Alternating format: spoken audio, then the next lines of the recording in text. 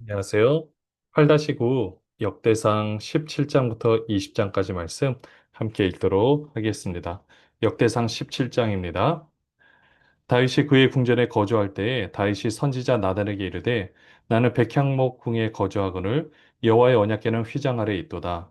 나단이 다윗에게 아뢰되 하나님이 왕과 함께 계시니 마음에 있는 바를 모두 행하소서. 그 밤에 하나님의 말씀이 나단에게 임하여 이르시되 가서 내 종 다윗에게 말하기를 여호와의 말씀이 너는 내가 거할 집을 건축하지 말라. 내가 이스라엘을 애굽에서 올라오게 한 날부터 오늘까지 집에 있지 아니하고 오직 이 장막과 저 장막에 있으며 이 성막과 저 성막에 있었나니 이스라엘 무리와 더불어 가는 모든 곳에서 내가 내 백성을 먹이라고 명령한 이스라엘 어느 사사에게 내가 말하기를 너희가 어찌하여 내 백향목 집을 건축하지 아니하였느냐라고 말하였느냐 하고 또한 내 종 다윗에게 이처럼 말하라. 만군의 여호와께서 이처럼 말씀하시기를 내가 너를 목장 곧 양떼를 따라다니던 데에서 데려다가 내 백성 이스라엘을 주권자로 삼고 내가 어디로 가든지 내가 너와 함께 있어 내 모든 대적을 내 앞에서 멸하였은즉 세상에서 존귀한 자들의 이름 같은 이름을 내게 만들어 주리라. 내가 또 내 백성 이스라엘을 위하여 한 곳을 정하여 그들을 심고 그들이 그곳에 거주하면서 다시는 옮겨가지 아니하게 하며 악한 사람들에게 전과 같이 그들을 해치지 못하게 하여 전에 내가 사사에게 명령하여 내 백성 이스라엘을 다스리던 때와 같지 아니하게 하고 또 내 모든 대적으로 내게 복종하게 하리라. 또 내게 이르노니 여호와가 너를 위하여 한 왕조를 세울지라.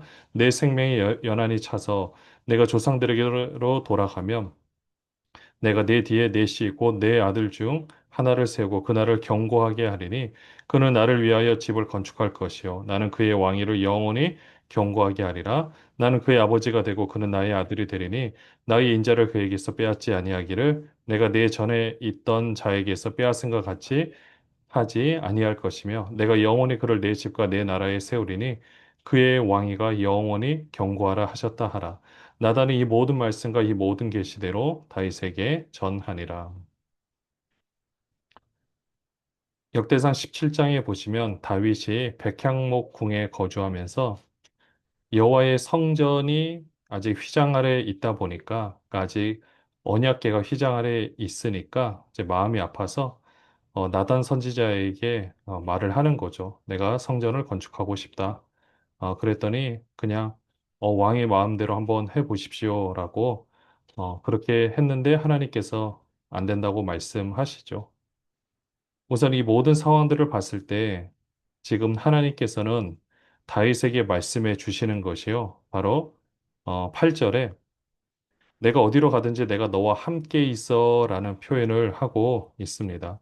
그렇기 때문에 다윗을 아무것도 아닌 상황 가운데 7절에도 보시면은 너를 곧 못장 곧 양떼를 따라다니던 데에서 데려다가 내 백성 이스라엘을 주권자로 삼고 그때 당시 양을 치는 그 마음을 하나님께서 기쁘게 보셨죠. 한 왕을 보았다라고 했는데 그래 그런 다윗을 세워서 하나님의 대리 통치자로서 하나님의 그 귀한 역할을 감당하게 하신다라고 말씀하고 있습니다.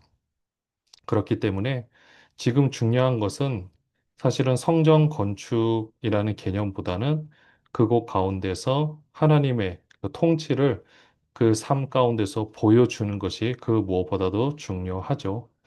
그래서 보통 14절에 보시면 내가 영원히 그를 내 집과 내 나라에 세우리니 그러니까 다윗이 성전 건축을 하려고 했으니까 하나님께서 이렇게 해주신다. 사실 이런 개념은 아니고요. 우리가 지금 이 역대상의 개념에서 지금 우리가 보고 있거든요. 역대상이라면 지금 나라가 굉장히 그 어려운 상황이 있고 어떻게든 간에 성전 중심으로 이 나라를 세우고자 하는 간절한 뜻이 있었기 때문에 성전하면 생각나는 것이 다윗이었고 다윗이 그렇게 짓는 그 모습을 보고 그러니까 다윗이 지었던 모든 그 성전 건축의 방법과 모든 방향성이 다 옳고 다 하나님 뜻에 맞느냐? 그것은 아닙니다. 그러니까 그거는 조금 더 세밀하게 살펴봐야 되는데요. 적어도 그 안타까운 마음을 가지고 성전을 건축하고자 했던 그 마음, 지금이 꼭 그게 필요한 시기이기 때문에 그렇거든요. 그러다 보니 10절에서도 보시면요. 너를 위하여 한 왕조를 세울지라라고 말씀하고 있습니다. 그러니까 단순히 성전 건축 때문에 세운 것이 아니라 너희들 지금 이렇게 열심히 신앙생활을 하면 하나님께서 그 왕권을 통해서 그 나라를 보호해 주시겠다. 이제 이런 의미로 해석을 해서 받아들여야겠죠. 그러니까 내 집과 왕권을 세우겠다. 솔직히 이스라엘의 역사, 남유다 역사를 보면 겨우겨우 명맥을 유지한 거지 그 한 왕조를 세워서 대단하게 뭔가를 했느냐라고 보기에는 좀 무리수가 따릅니다. 그렇기 때문에 우리가 그 모습을 보면서 하지만 다윗의 후손으로 오신 메시아 예수 그리스도 네, 어떻게 보면은 여기서 말씀하고 있는 그 왕권, 그리고 그 왕이 내 나라를 세우고 그의 왕위가 영원하리라. 어떻게 보면은 메시아를 예표할 수도 있죠. 자, 그렇게 해서 우리가 이 말씀을 한번 보고요. 16절부터 보시면은요. 다윗 왕이 여호와 앞에 들어가 앉아서 이르되 여호와 하나님이여 나는 누구이오며 내 집은 무엇이기에 나에게 이에 이르게 하셨나이까? 하나님이여 주께서 이것을 오히려 작게 여기시고 또 종의 집에 대하여 먼 장래까지 말씀하셨사오니 여호와 하나님이여 나를 존귀한 자들같이 여기셨나이다. 주께서 주의 종에게 베푸신 영예에 대하여 이 다윗이 다시 주께 무슨 말을 하오리이까? 주께서는 주의 종을 아시나이다. 여호와여 주께서 주의 종을 위하여 주의 뜻대로 이 모든 큰 일을 행하사 이 모든 큰 일을 알게 하셨나이다. 여호와여 우리 귀로 들은 대로는 주와 같은 이가 없고 주 외에는 하나님이 없나이다. 땅이 어느 한 나라가 주의 백성 이스라엘과 같으리까? 하나님이 자기 백성을 구속하시려고 나가사 크고 두려운 일로 말미암아 이름을 얻으시고 애굽에서 구속하신 자기 백성 앞에서 모든 민족을 쫓아내셨사오며 주께서 주의 백성 이스라엘을 영원히 주의 백성으로 삼으셨사오니 여호와의 주께서 그들의 하나님이 되셨나이다. 여호와의 이제 주의 종과 그의 집에 대하여 말씀하신 것을 영원히 경고하게 하시며 말씀하신 대로 행하사 경고하게 하시고 사람에게 영원히 주의 이름을 높여 이르기를 만군의 여호와는 이스라엘 하나님 곧 이스라엘에게 하나님이시라 하게 하시며 주의 종 다윗의 왕조가 주 앞에서 견고히 서게 하옵소서. 나의 하나님이여 주께서 종을 위하여 왕조를 세우실 것을 이미 듣게 하셨으므로 주의 종이 주 앞에서 이 기도로 간구할 마음이 생겼나이다. 여호와여 오직 주는 하나님이시라. 주께서 이 좋은 것으로 주의 종에게 허락하시고 이제 주께서 종의 왕조에 복을 주사 주 앞에 영원히 두시기를 기뻐하시나이다. 여호와여 주께서 복을 주셨사오니 이 복을 영원히 누리리이다 하니라. 이 다윗의 감사 기도를 지금 여기 배치를 한 것을 우리가 지금 읽고 있거든요. 마찬가지로 지금 나라가 어려운 상황이 있습니다. 그렇기 때문에 하나님께서 그 다윗을 아무것도 아닌 입장에서 다윗을 세워서 그에게 왕조를 약속하셨던 것처럼 지금 남아있는 그 소수의 이스라엘 백성들에게 하나님 말씀대로 살아갈 때 그 왕조를 세워주시겠다. 이런 개념으로 우리가 말씀을 보시면 되겠습니다. 그러니까 역대 포로기 이후에 그 역대상이라는 그 상황 가운데서 이 다윗 이야기를 봐야 하겠죠. 그러니까 25절에 보시면은 나의 하나님이여 주께서 종을 위하여 왕조를 세우실 것을 이미 듣게 하셨으므로 주의 종이 주 앞에서 이 기도로 간구할 마음이 생겼나이다. 소망이 생긴 거죠. 네, 그런 모습에 대해서 이야기를 하고 있습니다. 역대상 18장입니다. 그 후에 다윗이 블레셋 사람들을 쳐서 항복을 받고 블레셋 사람들의 손에서 가드와 그 동네를 빼앗고 또 모압을 치매 모압 사람이 다윗의 종이 되어 조공을 바치니라. 소바와 하다에셀이 유브라데강 가에서 자기 세력을 펴고자 하매 다윗이 그를 쳐서 하마까지 이르고 다윗이 그에게서 병거 1000대와 기병 7000명과 보병 2만 명을 빼앗고 다윗이 그 병거 100대의 말들만 남기고 그 외의 병거의 말은 다 발의 힘줄을 끊었더니 다메섹 아람 사람이 소바왕 하닷 에셀을 도우러 온지라 다윗이 아담 사람 2만 2천 명을 죽이고 다윗이 다메섹 아람의 수비대를 두매 아람 사람이 다윗의 종이 되어 조공을 바치니라 다윗이 어디로 가든지 여호와께서 이기게 하시니라 다윗이 하닷 에셀의 신하들이 가진 금 방패를 빼앗아 예루살렘으로 가져오고 또 하닷 에셀의 성읍 디브핫과 군에서 힘이 많은 놋을 빼앗았더니 솔로몬이 그것으로 놋대야와 기둥과 놋그릇들을 만들었더라. 하마당 도우가 다윗이 소바왕 하다데셀의 온 군대를 쳐서 무찔렀다 함을 듣고 그의 아들 하도람을 보내서 다윗 왕에게 문안하고 축복하게 하니 이는 하다데셀이 벌써 도우와 맞서 여러 번 전쟁이 있던 터에 다윗이 하다데셀을 쳐서 무찔렀음이라. 하도람이 금과 은과 놋의 여러 가지 그릇을 가져온지라 다윗 왕이 그것도 여호와께 드리되 에돔과 모압과 암몬 자손과 블레셋 사람들과 아말렉 등 모든 이방 민족에게서 빼앗아 온 은금과 함께하여 드리니라. 스루야의 아들 아비새가 소금 골짜기에서 에돔 사람 18,000명을 쳐 죽인지라. 다윗이 에돔의 수비대를 두매 에돔 사람이 다 다윗의 종이 되니라. 다윗이 어디로 가든지 여호와께서 이기게 하셨더라. 다윗이 온 이스라엘을 다스려 모든 백성에게 정의와 공의를 행할세. 스루야의 아들 요압은 군대 사령관이 되고 아일루스의 아들 여호사밧은 행정장관이 되고 아이두베의 아들 사독과 아비아달의 아들 아비멜렉은 제사장이 되고 사워사는 서기관이 되고 여호야다의 아들 브나야는 그렛 사람과 블렛 사람을 다스리고 다윗의 아들들은 왕을 모시는 사람들의 우두머리가 되니라. 다윗의 승전 기록인데요. 이 역대 상하에서는 다윗의 잘못보다는 이제 다윗이 행했던 그 일을 중점적으로 다루고 있고요. 그것을 지금 포로 이 상황에서 우리가 이 말씀을 보고 있는 것은 어떻게든 이 다윗이 그 당시에 사실은 이렇게 전쟁에서 이길 수 있는 그런 힘을 가지고 있었다. 물론 하나님께서 함께 하셨으니까 가능하겠죠. 그러니까 전체 맥락은 하나님께서 함께 하시니까 가능하다. 역대 그 상황 가운데서 하나님의 함께 하심으로 이 모든 것을 이렇게 승리할 수 있었다라고 먼저는 큰 맥락에서는 이렇게 보시는데요. 또한 중요한 것은 하나님께서는 이 많은 것들을 빼앗아서 이것을 하나님께 드리는 것을 기뻐하셨을까? 이거는 이제 의문을 가지고 한번 바라봐야 하는 겁니다. 여기 잘 보시면 8절에도 보시면은요. 심히 많은 옷을 빼앗았더니 솔로몬이 그것으로 놋대와 기둥과 녹 그릇들을 만들었더라. 약탈한 노력한 물건을 가지고 결국 성전의 기구들을 만들었다.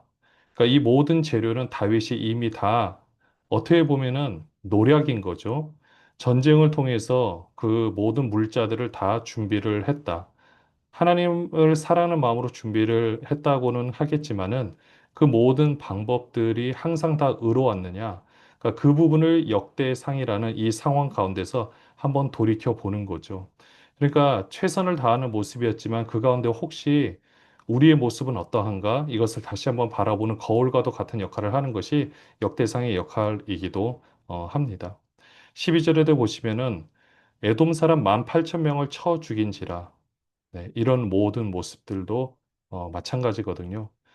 그 모든 사람들을 종으로 삼고 죽이고 빼앗고 하는 것들이 하나님께서 함께 하셔서 이기게 하셨다. 13절에서는 그렇게 표현을 합니다.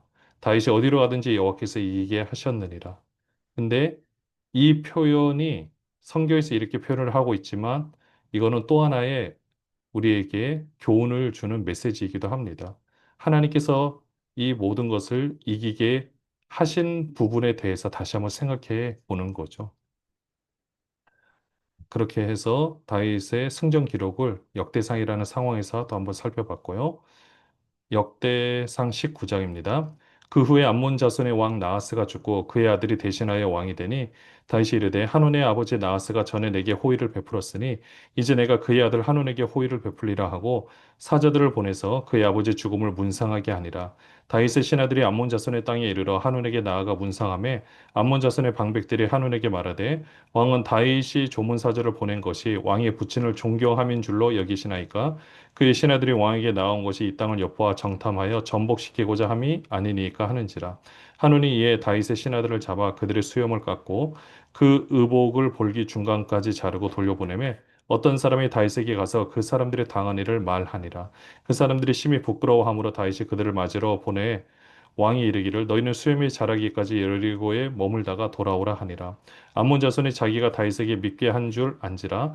한온과 암몬 자손은 더불어 은 1000달란트를 아람 나하라임과 아람 마아가와 소바에 보내 병거와 마병을 상례되 곧 병거 3만 2천 대와 마아가 왕과 그의 군대를 고용하였더니 그들이 와서 메드바 앞에 진침해 암몬 자손이 그 모든 성읍으로부터 모여와서 싸우려 한지라 다윗이 듣고 요압과 용사의 온 무리를 보냈더니 암몬 자손은 나가서 성문 앞에 진을 치고 도우러 온 여러 왕은 따로 들에 있더라 요압이 앞뒤에 친 적진을 보고 이스라엘에서 뽑은 자 중에서 또 뽑아 아람 사람을 대하여 진을 치고 그 남은 무리는 그의 아우 아비스의 수하에 맞게 암몬 자손을 대하여 진을 치게 하고 이르되 만일 아람 사람이 너보다 강하면 내가 나를 나를 돕고 만일 암몬 자손이 너보다 강하면 내가 너를 도우리라. 너는 힘을 내라. 우리가 우리 백성과 우리 하나님의 성읍들을 위하여 힘을 내자. 여호와께서 선히 여기시는 대로 행하시기를 원하노라 하고 요압과 그 추종자가 싸우려고 아람 사람 앞에 나아가니 그들이 그 앞에서 도망하고 암몬 자손은 아람 사람이 도망함을 보고 그들도 요압의 아우 아비새 앞에서 도망하여 성읍으로 들어간지라. 이에 요압이 예루살렘으로 돌아오니라. 아람 사람이 자기가 이스라엘 앞에서 패하였음을 보고 사신을 보내 강 건너편에 있는 아람 사람을 불러내니 하닷 에셀의 군대 사령과 소박이 그들을 거느린지라. 어떤 사람이 다윗에게 전하며 다윗이 온 이스라엘을 모으고 요단을 건너 아람 사람에게 이르러 그들을 향하여 진을 치니라. 다윗이 아람 사람을 향하여 진을 치매 그들이 다윗과 맞서 싸우더니 아람 사람이 이스라엘 앞에서 도망한지라. 다윗이 아람 병거 7천 대의 군사와 보병 4만 명을 죽이고 또 군대 지휘관 소박을 죽임에 하닷 에셀의 부하들이 자기가 이스라엘 앞에서 패하였음을 보고 다윗과 더불어 화친하여 섬기고 그 후로는 아람 사람이 암몬 자손 돕기를 원하지 아니하였더라. 다윗이 이제 암몬 자손과 또 싸움을 하게 됩니다. 이건 우리가 이미 사무엘하 10장에서 살펴본 상황인데요. 우리가 또다시 이 부분을 역대상이라는 상황, 이 포로기 이후의 상황에서 우리가 이 말씀을 보는 것은 또 여기서 행했던 모든 일들에 대한 평가를 우리가 함께 하고 있는 거거든요. 먼저는 마찬가지로 여기 11절에서도 자, 먼저 진을 치게 되고요. 그 다음에 13절 후반절에 보시면 여호와께서 선히 여기시는 대로 행하시기를 원하노라 하고 라고 표현을 하고 있습니다. 선히하게 여기시는 대로 이 모든 것들을 하나님께서 원하는 대로 하겠다. 네, 이런 표현이 있는데 여기서 나타나는 전쟁의 모든 방법들이 다 이렇게 해야만 되는가? 네, 또 그런 것은 아닙니다. 그러니까 그 부분을 우리가 함께 같이 볼 수 있어야 하는 거죠. 결국 여기에서도 하나님의 그 놀라운 섭리와 은혜로 왜냐하면 사실 암몬 자손을 치는 것을 하나님이 원하지는 않습니다.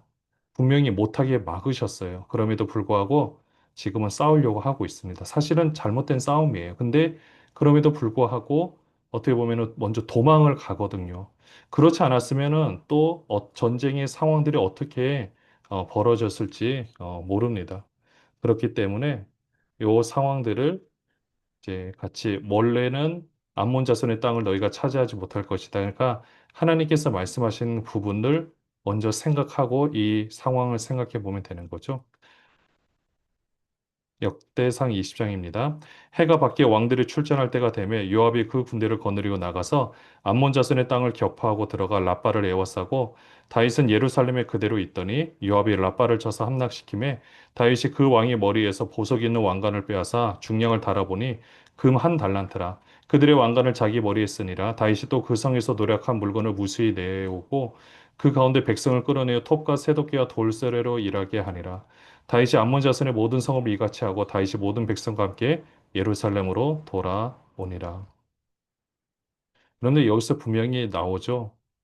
2절에 보시면 노력한 물건 무수히 내오고 백성을 끌어내어 다 종으로 삼아 버립니다.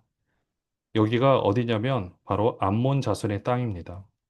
원래 암몬 자손의 땅은 하나님께서 허락하신 땅이 아닙니다. 다윗은 그것을 다 점령을 했어요.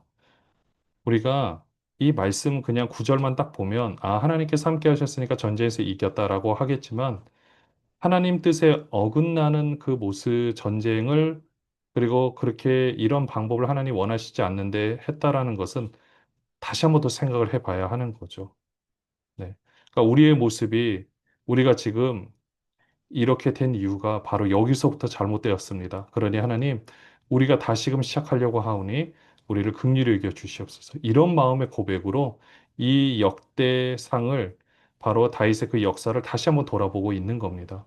우리가 이렇게 싸우는 것마다 다 이겨야 됩니다. 이런 개념이 아니거든요. 4절부터 보시면은요. 이후에 블레셋 사람들과 게셀에서 전쟁할 때에 후사 사람 10부개가 키가 큰 자의 아들 중에 10배를 쳐 죽임에 그들이 항복하였더라. 다시 블레셋 사람들과 전쟁할 때에 야일의 아들 엘하나니 가드 사람 골리앗의 아우 라우미를 죽였는데 이 사람의 창자루는 배틀재 같았더라. 또 가드에서 전쟁할 때 그곳에 키 큰 자 하나는 손과 발에 가락이 여섯씩 모두 스물넷이 있는데 그도 키가 큰 자의 소생이라. 그가 이스라엘을 능욕함으로 다윗의 형 시므의 아들 요나단이 그를 죽이니라. 가드의 키 큰 자의 소생이라도 다윗의 손과 그 신하의 손에 다 죽었더라. 바로 이 블레셋 사람들 항상 참 고난을 당했었는데 그 블레셋 사람들을 정복한 다윗과 용사들 또 다윗의 형의 그 아들 이야기까지 이렇게 함께 나오고 있죠. 자, 여기서 이 모든 말씀을 통해서 먼저 말씀해 주고 있는 거는 지금 다윗을 부각시키고 있어요. 하지만 그 다윗의 모든 행동을 부각시키는 것이 아니라 이 부분들은 앞에 정말 아무것도 아닌 곳에서 하나님만을 바라봤던 그 모습, 그것을 우리가 부각시키고 우리가 이렇게 해야 됩니다라고 말하기도 하지만 때로는 이런 허물도 있었습니다. 그렇지만 다시 한번 우리는 이런 실수를 범해서는 안 됩니다라고 스스로에게 이렇게 고백하고 있는 겁니다. 그러니까 우리가 이 말씀을 보면서 다시 한번 우리의 모습을 돌이켜 보시고 과거의 역사를 통해서 우리의 모습을 살피고 또 새로운 역사를 준비해 나갈 수 있는 모든 분들 되시기를 주님의 이름으로 축원합니다. 기도하겠습니다. 하나님 아버지 그렇습니다. 하나님께서 이 모든 일을 이루셨습니다. 또 하나님께서 행하셨습니다. 역대 상하가 쓰여진 그 상황 가운데 풍전등화와 같은 그 위기 가운데서 한 나라를 세우고자 애썼던 그 역대기 기자의 마음처럼 우리도 어려운 상황들을 하나님의 말씀으로 풀어 헤치고 또 말씀대로 승리하는 모든 분들 되게 하여 주옵소서. 예수 그리스도의 이름으로 기도합니다. 아멘.